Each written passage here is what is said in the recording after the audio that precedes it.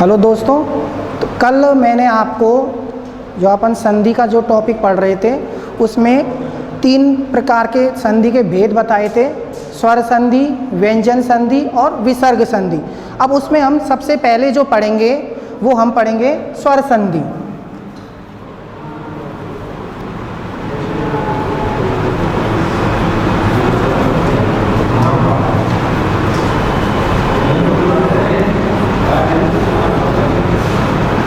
स्वर संधि। अब स्वर संधि के लिए सबसे पहले हमको स्वर के बारे में भी जानकारी होनी चाहिए कि स्वर कौन कौन से होते हैं और कौन से स्वरों को किस नाम से जाना जाता है। अर्थात जो स्वर जो होते हैं इनको भी कौन से हिस्स होते हैं, कौन से दीर्घ होते हैं, कितने होते हैं, कि जब तक इनकी जानकारी नहीं होगी तो हम स्वर संधि को कहीं ना कहीं करने में अटक सकते हैं। तो सबसे पहले यह है कि स्वरों को 3 भागों में बांटा गया है। 3 भागों में स्वर वर्णों को 3 भागों में बांटा गया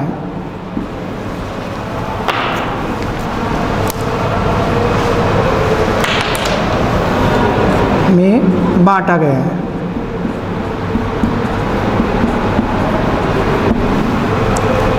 सबसे पहले, दूसरे और तीसरे। सबसे पहले आता है ह्रस्व स्वर वर्ण। ह्रस्व स्वर वर्ण। दूसरा आता है दीर्घ स्वर वर्ण।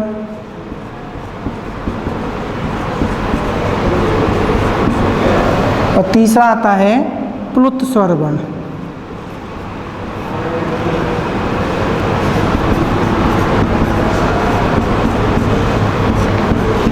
ह्रस्व स्वर वर्ण तो होते हैं ए, ई, उ, री, लिरी।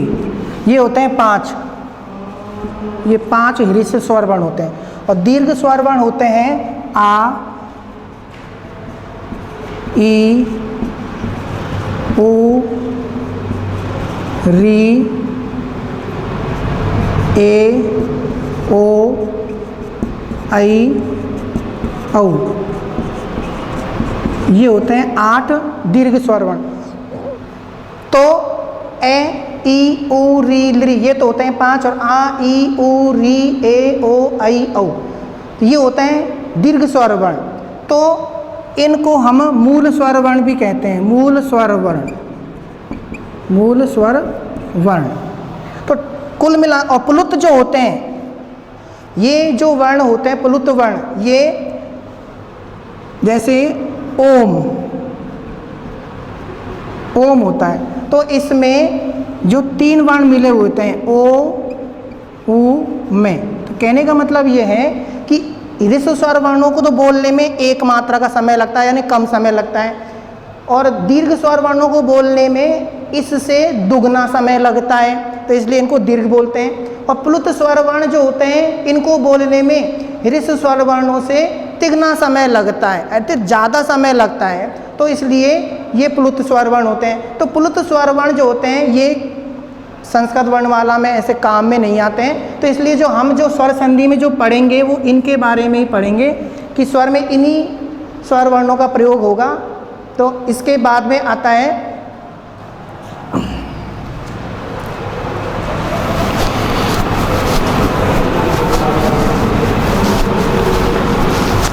तो ये तो स्वर वर्णों के बाद में हुआ। अब इसके बाद में आता है माहेश्वर सूत्र।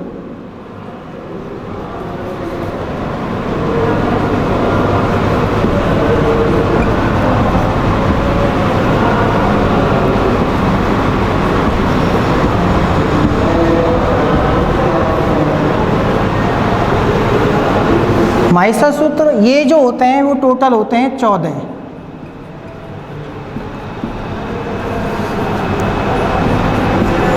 कितने होते हैं? 14 होते हैं। वो कैसे होते हैं? अब इनकी आवश्यकता क्यों पड़ती है वो हम जब संधियाँ पढ़ेंगे तो प्रत्येक संधि का कोई ना कोई सूत्र होता है और उस सूत्र में इन के प्रत्याहार आते हैं और उन प्रत्याहारों में अलग अलग वर्ण आते हैं। तो वो वर्ण कहाँ से आए और कैसे आए, तो इसलिए माहेश्वर सूत्रों की आवश्यकता पड़ती है। तो माइसर सूत्र होते हैं ए, ई, उ, ने, री, लिरी, के, ए, ओ, ङे, आई, औ, चे,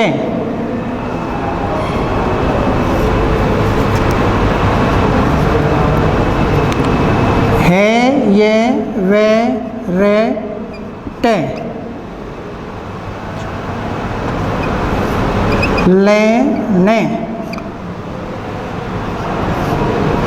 ये, मैं, ङे, ने, में,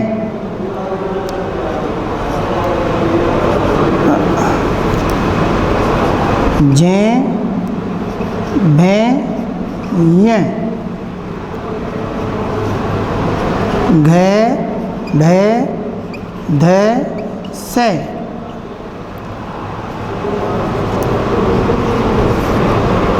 जे, बे, गे, डे, दे, से,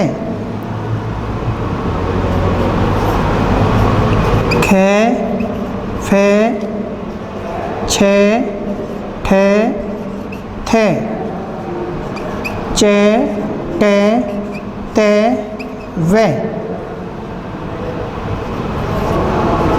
के, पे, ये, शे, शे, से, रे, है, ले। तो ये होते हैं माहेश्वर सूत्र। ये होते हैं टोटल 14 होते हैं। अब ये 14 किस तरीके से दोबारा बता रहा हूँ। ए, ई, ऊणे, री, ली, के, ए, ओ, ङे, आई, औ, चे, है, ये, वे, रे, टे, ले, ने, ये, मैं, गे, ण, नाम, झे, भे, ये, घे, ढे, धे, से, जे, बे, गे, डे, दे, से, खे, फे, छे, ठे, थे, चे, टे, ते, वे, के, पे, ये, शे, से, रे और है, ले। प्रत्येक सूत्र में आपको दिख रहा होगा कि प्रत्येक सूत्र का जो अंतिम जो वर्ण है वो हलंत है, बाकी सब बिना हलंत के हैं। अब ये हलंत वर्ण क्यों है यहाँ पर? अब देखिए, जब अपन संधियां जब पढ़ेंगे तो सूत्र आएंगे, उस सूत्रों में अलग अलग प्रत्याहार आएंगे और प्रत्याहारों में अब वो किस तरीके से निर्माण होते हैं। अब देखिए, जैसे कोई प्रत्याहार आ गया अक,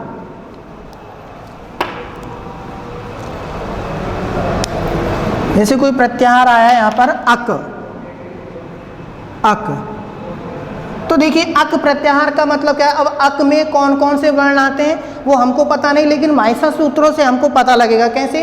अब अक में जो ए वर्ण है शुरू का, और ऐसे ले, अभी हमसे कहता है कि ऐसे लेकर के और कै तक के जो वर्ण होते हैं वो अक प्रत्याहार में आते हैं। तो माइसर सूत्र में देखिए, अक में ए यहाँ पर आ रहा है और कै यहाँ पर आ रहा है। तो प्रत्येक प्रत्याहार में कौन कौन से वर्ण लिए जाएंगे? ए, ई, उ। किसी भी प्रत्याहार को बनाते समय यदि सूत्र में हलंत वर्ण जब आता है तो उसको प्रत्याहार में नहीं लिया जाता है, तो इसमें न को छोड़ देंगे। फिर आता है री, ली, तो इस तरीके से 5 वर्ण आएंगे इसमें, ए, ई, उ, री, ली। तो अक प्रत्याहार में कौन कौन से वर्ण आए? ए, ई, उ, री और ली। ऐसे ही जैसे एच प्रत्याहार, तो एच प्रत्याहार में कौन कौन से वर्ण आ रहे हैं? अब देखो, ए यहाँ पर आ रहा है और चे यहाँ पर आ रहा है, तो ए, ओ, आई, औ। न को हम छोड़ देंगे क्योंकि हलंत वर्ण है, हलंत वर्ण को प्रत्याहार में नहीं गिना जाता है। ए, ओ, आई, औ। जैसे यण प्रत्याहार है। अब यण में कौन कौन से आते हैं? अब देखिए, यहाँ पर यह कहाँ पर आ रहा है? यहाँ पर आ रहा है, और न कहाँ पर आ रहा है? यहाँ पर आ रहा है। तो इस टे को हम छोड़ देंगे, तो अब कौन कौन से बच्चे? ये, वे, रे, ले। ये 4 वर्ण आते हैं, ये, वे, रे, ले। इसके बाद में जैसे और भी कोई ले सकते हैं, जैसे यम प्रत्याहार, यम प्रत्याहार। अब यम में कौन कौन से आते हैं? य, म, ण, न, न। ये, में, न, न, य, म, ण, न, न, ये आते हैं। ऐसे ही जैसे जस प्रत्याहार, जस में कौन कौन से आते हैं? तो देखिए जय यहाँ पर आ रहा है और शय यहाँ पर आ रहा है, तो इसमें आ जाएंगे जय, बे, गे, डे, दे। ऐसे ही जैसे इक प्रत्याहार, इक प्रत्याहार होता है तो इक में देखो ई कहाँ पर आ रही है? ई ए री। और कै पर, कै कहाँ पर आ रहा है? यहाँ पर आ रहा है। तो इक में आ जाएंगे ई उ री लरी, ई उ री लिरी। तो कहने का मतलब ये है कि जब भी हम संधि पढ़ेंगे तो प्रत्येक संधि में कोई ना कोई सूत्र होगा और सूत्र में ये इस तरीके से प्रत्याहार आएंगे। तो प्रत्याहारों से ही अब हमको पता लगेगा कि इस प्रत्याहार में ये वर्ण आते हैं, तो ये वर्ण कहाँ से आए? वो इन माइसर सूत्रों से ही आते हैं। दोबारा देख लीजिए, अक में आते हैं ए ई उ री लरी, एच में आते हैं ए ओ ऐ औ, यण में आते हैं ये वे रे ले, यम में आते हैं य म ण न, जस में आते हैं जे बे गे डे दे, इक में आते हैं ई उ री लरी। तो इस तरीके से ये प्रत्याहारों का निर्माण किया जाता है। तो अब आगे देखेंगे, अब हम संधि।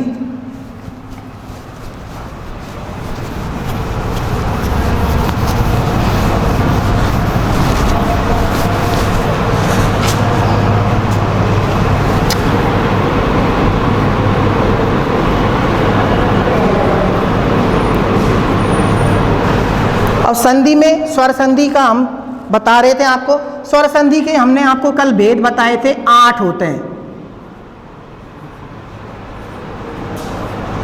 6, 7, 8। तो सबसे पहले आती है इसमें दीर्घ संधि।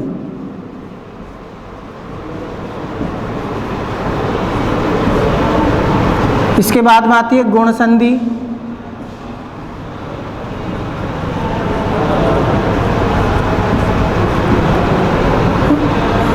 वृद्धि संधि,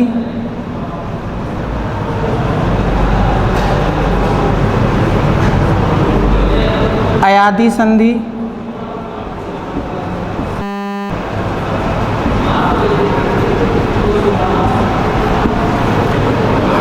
यण संधि,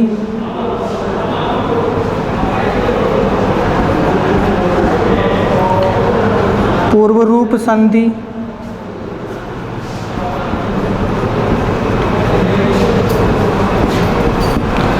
पररूप संधि,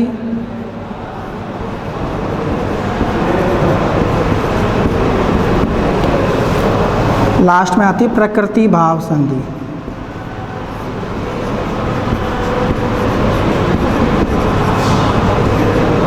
तो इस तरीके से जो स्वर संधि जो होती है उसके ये 8 भेद होते हैं। स्वर संधि के ये भेद होते हैं, स्वर संधि के।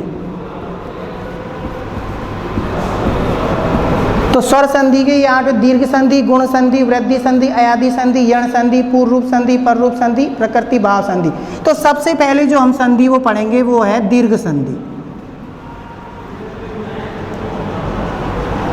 दीर्घ संधि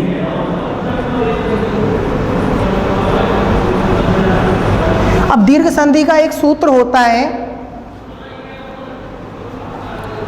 एक सूत्र होता है अक है सवर्णे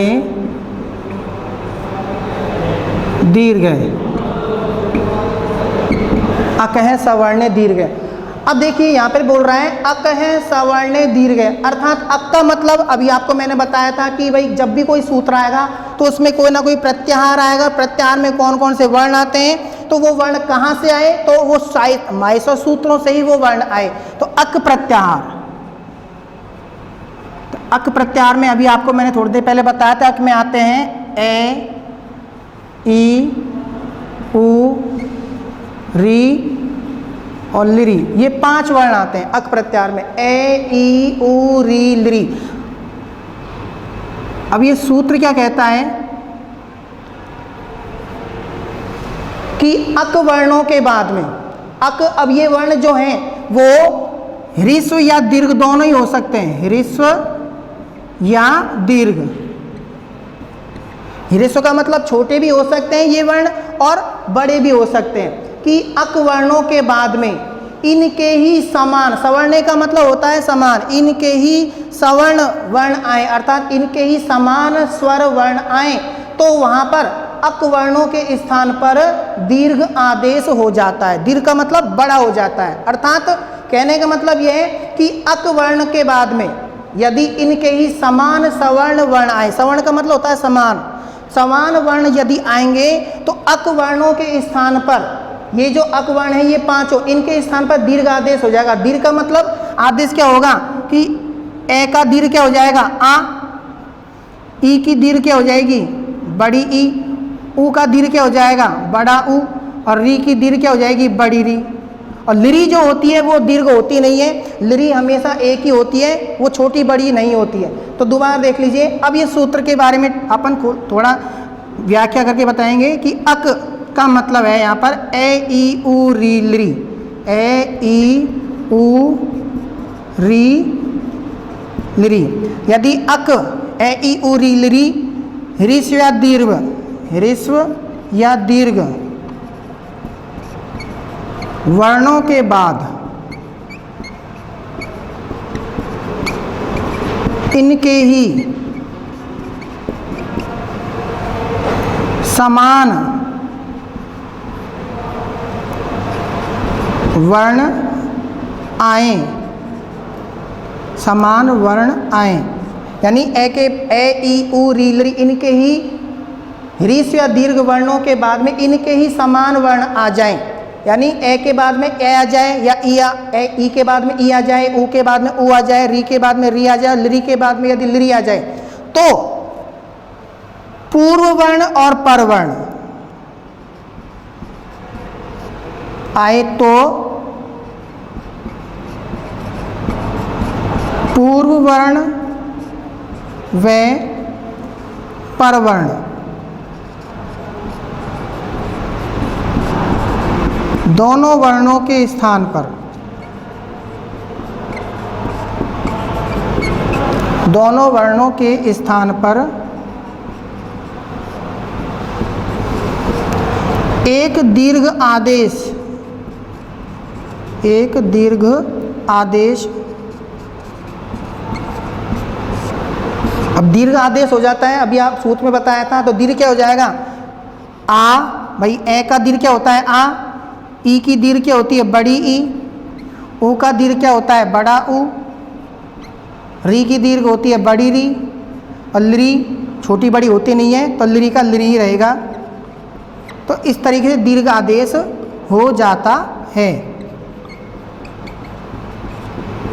अब इसका यदि हम शॉर्ट में यदि डायग्राम बनाए तो इस तरीके से बनता है कि अक प्रत्याहार, अक में बताए थे आपको ए ई उ री और लरी, ये कैसे होंगे ह्रस्व या दीर्घ, ह्रस्व या दीर्घ कोई से भी हो सकते हैं, ह्रस्व भी हो सकता है और दीर्घ भी हो सकता है। और यदि इसके बाद में क्या आ जाए सवर्ण, समान स्वर वर्ण, समान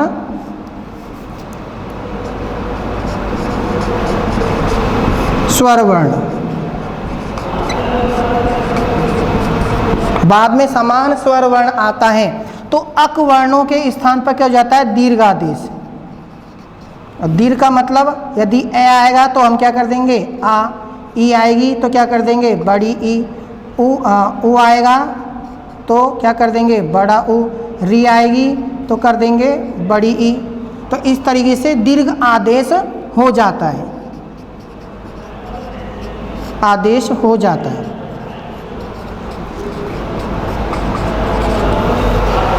तो इस तरीके से ये सूत्र होता है और ये सूत्र हमसे ये कहता है कि अक वर्णों के बाद में, अक यहाँ पर ह्रस्व या दीर्घ कोई सा भी हो सकता है, कि अक वर्णों के बाद में यदि कोई भी समान स्वर वर्ण आए तो वहाँ पर अक वर्णों के स्थान पर दीर्घ आदेश हो जाता है।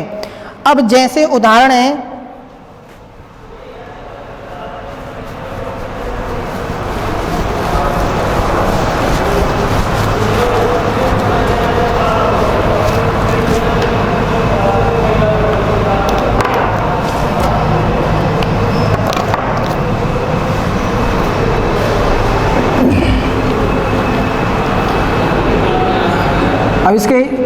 इस तरीके से डायग्राम चलते हैं। पेन में चल रहा है यार। कि ए या आ के बाद में ए या आ समान स्वर आता है तो वहाँ पर दीर्घ क्या हो जाएगा? आ। ई या बड़ी ई,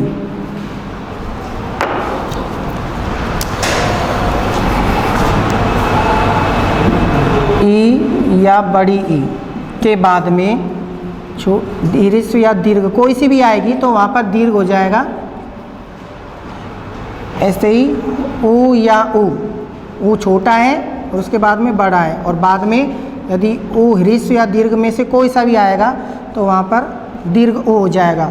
इस तरीके से री ह्रस्व या दीर्घ के बाद में ह्रस्व या दीर्घ में से कोई सी भी री आएगी तो वहाँ पर दीर्घ आदेश री हो जाती है। तो इस तरीके से ये 4 डायग्राम होते हैं इस सूत्र में कि अक ए या आ के बाद में यदि ए या आ में से कोई भी समान स्वर वर्ण आता है तो पूर्ववर्ण और परवर्ण दोनों वर्णों के स्थान पर दीर्घ आदेश आ हो जाता है। इसी तरीके से ए या आ के बाद ई या ई के बाद में ह्रस्व या दीर्घ में से कोई सी भी ई या ई आती है तो दोनों वर्णों के स्थान पर एक दीर्घ आदेश ई हो जाता है। इस तरीके से ऊ या ऊ के बाद में ऊ या ऊ में से कोई भी समान स्वरवर्ण यदि आता है तो वहाँ पर दोनों वर्णों के स्थान पर अर्थात पूर्ववर्ण और परवर्ण दोनों वर्णों के स्थान पर दीर्घ आदेश दीर्घ ऊ हो जाता है। इसी तरीके से चौथा है कि री या री के बाद में री यहाँ पर ह्रस्व है और ये दीर्घ होती है। दोनों वर्णों के बाद में यदि ह्रस्व या दीर्घ में से कोई सी भी री आती है तो दोनों वर्णों के स्थान पर यानी पूर्ववर्ण और परवर्ण दोनों के स्थान पर एक दीर्घ आदेश बड़ी री हो जाती है। अब जैसे उदाहरण देखेंगे, इसका देखेंगे नंबर 1 का।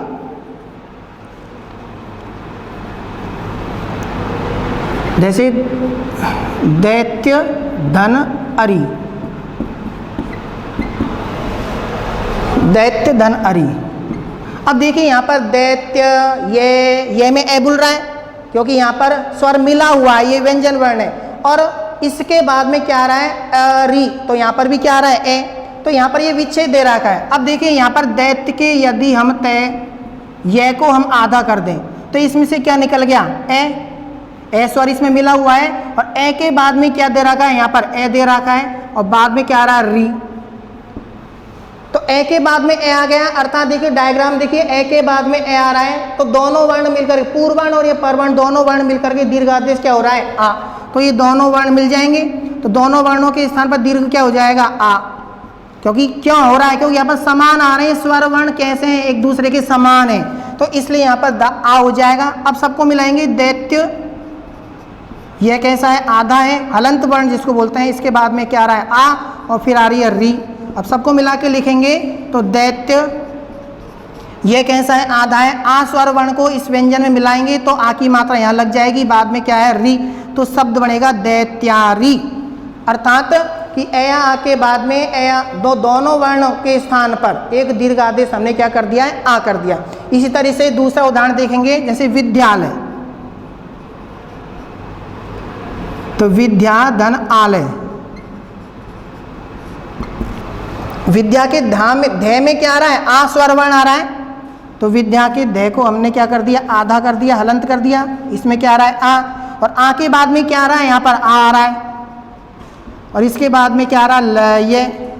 अब आ के बाद में आ रहा है, नियम में ये भी बता रहा है कि आ के बाद में आएगा तब भी हम क्या करेंगे पूर्ववर्ण और परवर्ण दोनों वर्णों को मिलाकर दीर्घ आदेश क्या कर देंगे आ, तो दोनों को हमने मिला दिया और दीर्घ क्या हो गया यहाँ पर आ हो गया। तो सबको मिलाएंगे, विद ध कैसा है आधा, इसके बाद में क्या आ रहा है आ और फिर क्या आ रहा है लय ये, तो सबको मिला के लिखेंगे तो शब्द क्या बन जाएगा विद ध में आ की मात्रा जुड़ जाएगी, धा पूरा हो जाएगा, बाद में आ रहा लय ये, तो शब्द बनेगा विद्यालय। इसी तरीके से जैसे और उदाहरण देखेंगे, जैसे रत्न धन आकार। अब देखिए यहाँ पर रत्न के नए में क्या आ रहा है ए, और ए के बाद में क्या आ रहा है यहाँ पर आ रहा है। अब तो रत्न का नए हमने हलंत कर दिया, नए में से ए अलग हो गया, बाद में क्या आ रहा है आ और फिर आ रहा है कार। तो ए के बाद में आ रहा है, दोनों समान स्वर वर्ण है, तो दोनों वर्णों के स्थान पर पूर्ववर्ण परवर्ण दोनों के स्थान पर क्या हो गया आ। तो सबको मिलाएंगे रत्न, रत्न का न कैसा है आधा, इसके बाद में क्या आ रहा है यहाँ पर आ और फिर क्या आ रहा है कार। तो सबको मिला के लिखेंगे तो शब्द क्या बन जाएगा रत्नाकार। तो कहने का मतलब यह है कि ए या आ के बाद में यदि ए या आ में से कोई भी समान स्वर वर्ण यदि आता है तो वहां पर पूर्व वर्ण और परवर्ण दोनों वर्णों के स्थान पर दीर्घ आदेश आ हो जाता है। ऐसे ही यहाँ पर दूसरा नियम जो दे रखा है कि ई या ई के बाद में यदि ई या ई में से कोई भी स्वर वर्ण आता हो, स्वर भी कैसा समान स्वर वर्ण यदि आता है तो वहां पर दोनों वर्णों के स्थान पर पूर्ववर्ण और परवर्ण दोनों वर्णों के स्थान पर दीर्घ आदेश बड़ी ई हो जाती है। जैसे उदाहरण देखेंगे श्री धन ईश। अब देखिए यहाँ पर श्रेय श्रीमान जी वाला श्रेय दे रखा है, इसमें क्या आ रही है, इसको हम यदि हलंत कर दें तो क्या आ रही है बड़ी की मात्रा आ रही है और ई के बाद में भी क्या आ रही है यहाँ पर ई आ रही है अर्थात ह्रीस स्वर ई आ रही है। बाद में क्या आ रहा है शय आ रहा है। तो ई और ई ये दोनों क्या है एक दूसरे के समान स्वर वर्ण है, तो दोनों वर्णों के स्थान पर यानी पूर्ववर्ण और ये परवर्ण दोनों वर्ण मिलेंगे तो दोनों के स्थान पर दीर्घ क्या हो जाएगी बड़ी ई, जो हमको सूत्र में बता रखा है कि भाई हमको बड़ी ई करनी है, दीर्घ आदेश करना है। तो सबको मिलाएंगे श्रेय, श्रेय कैसा है आधा है, इसके बाद में क्या आ रही है बड़ी ई और फिर आ रहा है शय। तो सबको मिला के लिखेंगे तो श्रेय, इसके बाद में ई की मात्रा इसमें जुड़ जाएगी और फिर क्या आ रहा है शय। तो शब्द क्या बन जाएगा श्रीश। इसी तरीके से जैसे कपि धन ईश। अब कपि के पे में जो ई आ रही है वो कैसी आ रही है ह्रीस्व आ रही है और इसके बाद में क्या आ रही है दीर्घ ई और फिर आ रहा है शय। तो ई के बाद में ई आ रही है अर्थात यहाँ पर ह्रीस्व है लेकिन यहाँ पर क्या आ रही है दीर्घ आ रही है, लेकिन दोनों एक दूसरे के क्या है समर्ण है अर्थात समान है। तो दोनों वर्णों को जब हम मिलाएंगे दीर्घ आदेश क्या हो जाएगी बड़ी ई हो जाएगी। तो सबको मिलाएंगे कप का पे कैसा है आधा, फिर ई की मात्रा और फिर आ जाएगा शय। सबको मिला के लिखेंगे तो शब्द क्या बन जाएगा कपीश, कपीश। इसी तरीके से जैसे और हम यदि उदाहरण देखें तो इसके अलावा होता है जैसे रवि, इसे एक उदाहरण है रवि धन इंद्र। तो रवि के वे में क्या आ रही है यहाँ पर छोटी की मात्रा ह्रीस्व ई है और इसके बाद में क्या आ रही है छोटी ई आ रही है अर्थात ह्रीस्व ई। तो रवि का वे हमने अलंत कर दिया आधा, इसके बाद में क्या आ रही है छोटी ई और फिर क्या आ रही है दोनों ई छोटी हैं, फिर आ रहा है नद्र। तो ई के बाद में ई आ रही है अर्थात ई और ई सवर्ण स्वर वर्ण आ रहे हैं तो दोनों को मिलाएंगे तो क्या बन जाएगी दीर्घ ई। अब सबको मिलाएंगे र वे कैसा है हलंत है आधा है, इसके बाद में बड़ी ई और फिर आ जाएगा नद्र। तो सबको मिलाएंगे जब सभी वर्णों को तो र वे कैसा है आधा, ई की मात्रा इसमें जुड़ जाएगी दीर्घ आ रही है वी और फिर आ रहा है नद्र। तो शब्द बन जाएगा रविंद्र। तो इस तरीके से ये ई का नियम हुआ और ई के उदाहरण हुए। फिर आता है अपना तीसरा जो नियम है, इसमें उ या उ के बाद में यदि उ या उ में से कोई सा भी समान स्वर वर्ण यदि आता है तो वहां पर पूर्ववर्ण और परवर्ण दोनों वर्णों के स्थान पर दीर्घ आदेश बड़ा उ अर्थात दीर्घ उ कर दिया जाता है। जैसे उदाहरण है भानु धन उदय। तो देखिए भानु के ने में यहाँ पर जो उ आ रहा है वो कैसा आ रहा है ह्रीस्व आ रहा है। तो भानु के ने को हमने हलंत कर दिया, इसके बाद में क्या आ रहा है यहाँ पर उ और फिर आ रहा है उ और इसके बाद में आ रहा है दय। ठीक है, तो उ के बाद में उ आ रहा है अर्थात दोनों क्या है एक दूसरे के समान स्वर वर्ण है। तो दोनों वर्णों के स्थान पूर्ववर्ण और परवर्ण दोनों के स्थान पर दीर्घ क्या हो जाएगा उ हो जाएगा, ये दीर्घ उ हो गया। अब सबको मिलाएंगे भा ने कैसा है हलंत है, इसके बाद में क्या आ रहा है उ और फिर क्या आ रहा है दय। तो सबको मिलाएंगे तो भा ने कैसा है हलंत है, बड़ा उ की मात्रा है तो बड़ा उ को हम इस तरीके से बनाएंगे, फिर बाद में क्या आ रहा है दय। तो इस तरीके से ये शब्द बनता है भानुदय। ऐसे ही और भी इसके उदाहरण हैं, जैसे हम लें कि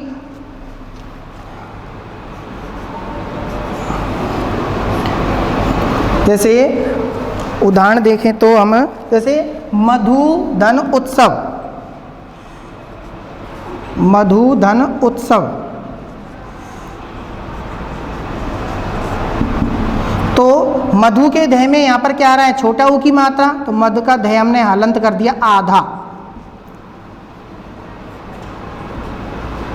इसमें से ऊ की मात्रा अलग हो जाएगी, छोटा ऊ आ रहा है। इसके बाद में क्या आ रहा है, ये यहाँ पर भी ह्रस्व ऊ आ रहा है, फिर आ रहा है त स व, तो ऊ के बाद में ऊ आ रहा है, अर्थात दोनों ही क्या है, एक दूसरे के समान स्वर वर्ण है, समान है। तो समान होने के कारण यहाँ पर दीर्घ क्या हो जाएगा, ऊ हो जाएगा। दीर्घ का मतलब बड़ा ऊ बन जाएगा, ये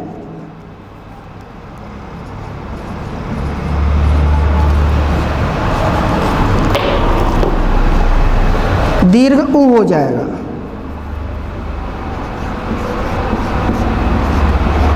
तो अब सबको मिलाएंगे, त में ध, ध कैसा है, हलंत है। इसके बाद में क्या आ रहा है, ऊ आ रहा है, और फिर आ रहा है तसव। अब सबको मिला के लिखेंगे, त में ध कैसा है, हलंत है, आधा है। अब इसमें बड़ा ऊ की मात्रा जब इसमें लगाएंगे तो इस तरीके से लग जाएगी मधु। इसके बाद में आ रहा त स व, तो शब्द बन जाएगा मधुत्सव। क्या बनेगा इसका, मधुत्सव। इसी प्रकार से चौथा जो नियम है अपना, कि रिया री के बाद में यदि रिया री आती है तो वहाँ पर पूर्ववर्ण और परवर्ण दोनों वर्णों को मिलाकर एक दीर्घ आदेश क्या हो जाती है, बड़ी री बन जाती है। जैसे इसका उदाहरण देखेंगे, पितृ धन ऋणम। अब पितृ के तय में क्या आ रही है, यहाँ पर री आ रही है। अब ये री कैसी आ रही है, ह्रस्व री बोलते हैं इसको। तो पितृ का तय हमने आधा कर दिया, तो तय में से री अलग हो जाएगी, ये री अलग हो गई। बाद में क्या आ रही है, ये री दे रखी है, फिर आ रहा है नम। अब सबको मिलाएंगे, रिया री के बाद में रिया री आ रही है, दोनों ही समान स्वर वर्ण है। तो पूर्ववर्ण और परवर्ण दोनों वर्णों को मिलाकर दीर्घ क्या हो जाएगी, बड़ी री हो जाएगी। ये बड़ी री कर दी। अब सबको मिलाएंगे, पित्त, पित्त का तय कैसा है, आधा है। इसके बाद में ये री मिल गई, बाद में क्या आ रहा है, नम।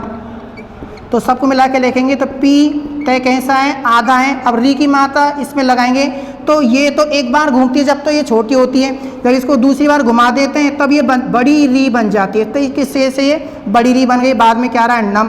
तो शब्द बन गया पितृनम। ऐसे एक और उदाहरण देखेंगे, जैसे होत्री धन ऋकार, ऋकार। तो होत्री के तय में क्या आ रही है, यहाँ पर छोटी री आ रही है, तो छोटी री को हम तय को हमने हलंत कर दिया, आधा हो गया। अब इसमें से री ये अलग हो गई। बाद में क्या आ रही है, ये छोटी री आ रही है, फिर आ रहा है कार। तो सबको मिलाएंगे, रिया री के बाद में रिया री आ रही, दोनों ही ह्रस्व आ रही है। तो रिया री के स्थान पर दोनों पूर्ववर्ण और परवर्ण दोनों वर्ण मिलेंगे, तो यहाँ पर बन जाएगी, दोनों मिलेंगी तो यहाँ पर ये बड़ी री हो जाएगी, दीर्घ री बन गई। अब सबको मिलाएंगे, होत का तय कैसा है, आधा है।